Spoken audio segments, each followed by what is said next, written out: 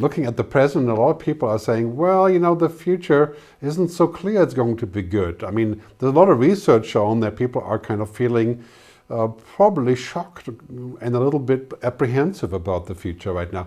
And the future mindset is kind of retreating towards a mindset of fear. That's probably not so true for Chile or for Peru or Latin America in general, but in Europe there's a strong feeling about the future being bad, and I think it's completely wrong. I'm really excited about the future. I'm much more in this camp of saying the future is exciting than that we should hold off the future. But look at the statistics here. This is UK numbers. Not really surprising here, but especially young people are much less feeling happy and generally excited about the future. Older people are somewhat near the normal. And this is a very, very clear indication that, as I like to say, as we see the future, so we act, and as we act, so we become. We need to feel positive about the future. I think the future holds so many possibilities. We just need to be better at understanding it and preparing for it and going beyond this linear thinking. We are moving into an exponential world. And technology, Moore's law, Metcalfe's law, Wright's law, and all of the other laws that you may know about is accelerating us at a furious pace into this future. And we're leaping, basically the curve is not linear.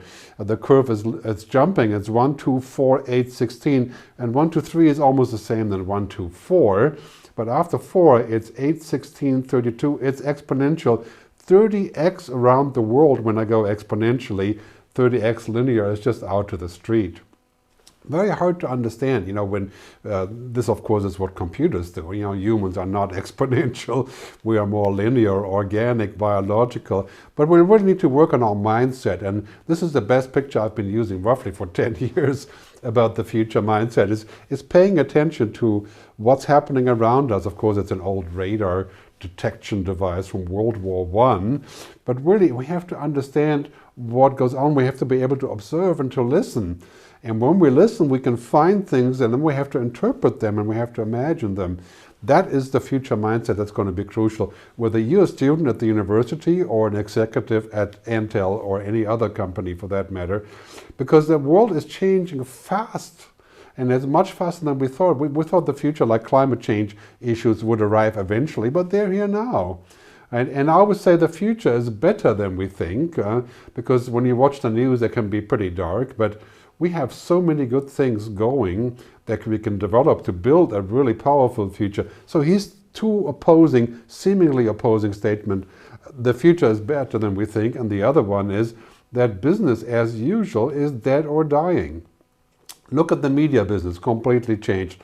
Look at the telecom business. Well, that's changing very quickly. I'll talk about that a little bit later. Look at the car industry, going from diesel engines to electric vehicles to autonomous driving all over the world. I mean, everything is going upside down. If you're looking at rare earth minerals, for example, we need those now to make devices. In the future, we have nanotechnology. And the future energy will probably be more renewable energy and nuclear fusion. It will not be oil and gas and coal. So many businesses that we've gotten used to are changing fundamentally, and we have to understand this, that it's timing out, that windows are closing, and the COVID crisis has brought this forward in a really, really fast way. It's a huge crisis forcing us to rebuild our healthcare system, our political system. Our everything around our lives has changed because of the crisis, and we've taken this as a way of saying, you know what, maybe we should also change this to be better prepared. It's a huge crisis, and one that isn't over. It's going to continue for most of next year in one way or the other, but it's also a huge chance. The World Economic Forum says it's the Great Reset. I call it the Great Transformation. The next 10 years, we're going to see changes that were unheard of before, because COVID-19 is essentially a test run for responding to the power of technology, but also for climate change. And I was saying, what's important is to collaborate. What's important is to believe in science. Yeah, that's news to some countries. And what's important is to work on something that creates a collective good. Very, very important philosophy that's taken hold all around us. We're not going back to normal, even if we are rebounding from COVID soon, hopefully. We're going to go back to restaurants and to places and to fly, but we're thinking differently about the future. We're expecting people to build trust, right? We're expecting people to have a better purpose. we're expecting companies to perform better, to go beyond, to build back better and greener and more sustainable. That's been the mind shift that came out of COVID. And the good old normals, yeah, well, they're melting away, and now we have multiple normals. The state is involved in everything. Healthcare getting giant funding, things switching to digital, working from home. I mean, in Chile and Peru, I'm sure it's the same symptoms. You know, people have finally adopted technology when it was available, and 5G is going to make a gigantic difference to that in a very, very short time frame. So we have this big acceleration because of COVID-19. It's basically big tech, everything, right? Everything is about technology and communications and connectivity and everything. It's booming like crazy. I'll show you a chart on that shortly. The other one is big green. Yeah, it's basically all going to be about how we solve the problem, and we can't solve all of that just with technology. We're going to have different rules, and we'll have to make sacrifices. And what we did for COVID, now we have to do it for climate change.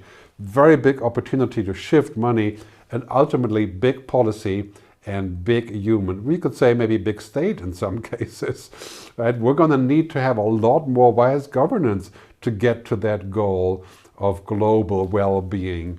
Because, you know, the bottom line is that if other people aren't doing well in other countries because they're not vaccinated or they're utterly poor, like in Brazil, for example, like not too far from you, then, we have to consider what that does to the whole continent. And it creates a different atmosphere if everybody's involved in reaching collective targets. And that's going to be a huge debate in public policy. This is going to change education. If you're in the educational business, I think education is the Google of the future.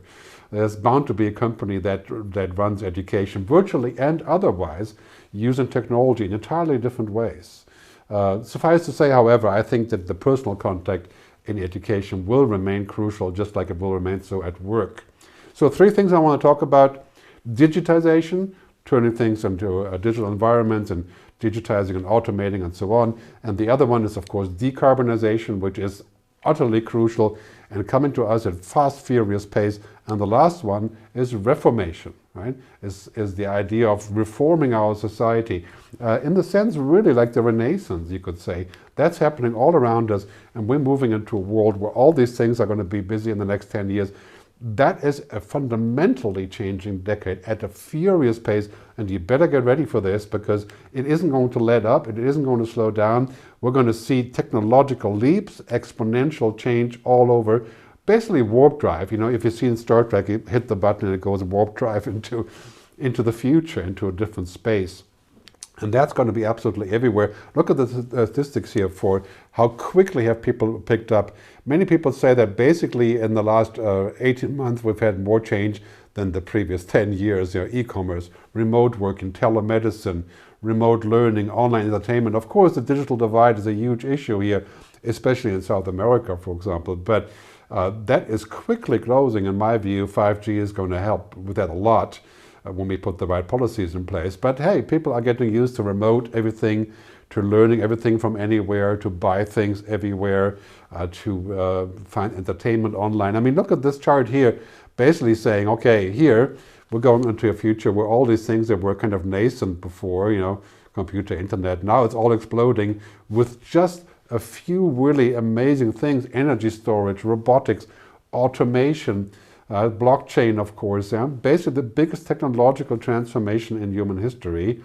And it's based on these 3 different principles. It's not just exponential, but it's also convergent industries, right? The industries are coming together and no longer being separate. For example, biology and pharma and technology is converging, like Google, Verily, and so many other ventures. Basically, tech is becoming biology. And that is also so true, for example, for mining and rare earth, where nanotechnology is coming together with natural sciences and combinatorial businesses. Powerful changes coming all over the world in different ways. And of course, one of the key factors is here that the cost reduction trend is going towards almost zero in so many ways. For example, in design, in the storage capacity cost, and the human genome splitting, and all of that stuff. Basically, technology is becoming kind of a commodity. Right?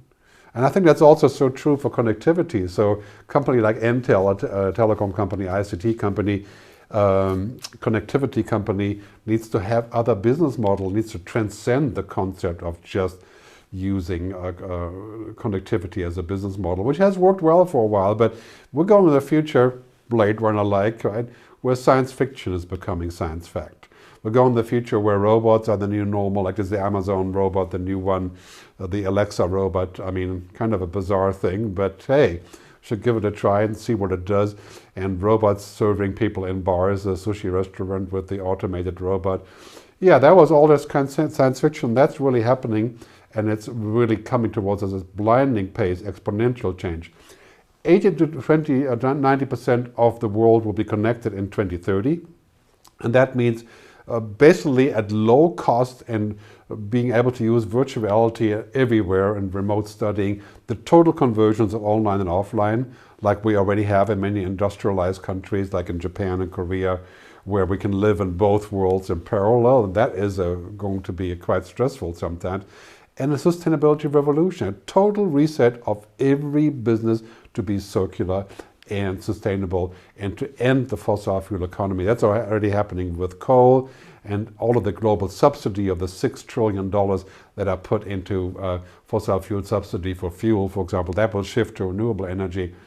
And we're going to see a convergence of technology and biology and reboot healthcare. And as I said earlier, education probably becomes the next big global industry as a consequence, because we're going to have to go to lifelong learning, on-demand learning, virtual and physical, and the convergence of hybrid learning in different channels in different ways. That's going to be a fantastic opportunity, I think, for the future. I think there's a paradigm of change coming up, a decade full of powerful shifts as society is changing basically in the wake of COVID. It's about climate change and global warming. It's going to be about a new monetary system, a new financial system, a new digital dollar, or central state digital currencies, of course, and a new economic logic, and about equality. Very big topic in your countries, of course, and generally in South America. But around the world, we can't use technology to fix equality. We have to use the power of technology to generate more efficiency, and then we have to spread the revenues in some way where people can actually take advantage of it. So this kind of reformation of what we want, going beyond GDP, going beyond the thinking of profit only, that is happening everywhere. That's the sign of the next decade, shifting from this exclusive, sort of digital Darwinism or extreme capitalism to a more collective thought of, and you can see that being reflected around the world in political voting right now, for example, in Germany or in Czechoslovakia, and of course in the US, pivoting into a new world. That's going to happen everywhere, and you have to be sure to be part of this also when you're preparing your educational programs. There's a new educational and a new operating system of society that's coming. That's going to be about people, planet, purpose, why are we doing something, very important topic, and prosperity is not just going to be about profit, not even about people, planet profit, as has been discussed from Elkington and others for decades, and that's still very good, but I want to enlarge it, about purpose. Why are we doing this? Where are we going? In 10 years, technology can be virtually unlimited. Yes, uploading our brain to the internet, maybe a little bit longer than 10 years, solving cancer, longer than 10 years, but not 50 years. So the question of purpose is going to be really important, and the purpose has to be, in my view, based on those 4 different paradigms. Right? As we're going here to summarize again, this animation shows it better than the previous one. It's basically in that sequence thinking about what the next logic is going to be for us and which way we are going in people, planet, purpose. And so going back to this, lots of great examples. Recently, the discussion about the vaccine being a public benefit and should be made public, a public purpose, and sidestepping the pharma companies' restrictions and so on. And of course, the Net Zero Insurance Alliance going out of coal, the Green Deal, the Pandora Papers, the corporate global tax, and the whole uproar about Facebook recently. They all show that people and governments and citizens are looking for a way forward that's going to be more inclusive. And that's going to have a wider view than just the good old agenda. And that was all egged on by COVID, but was already there before. And COVID is a great accelerator of this kind of thinking.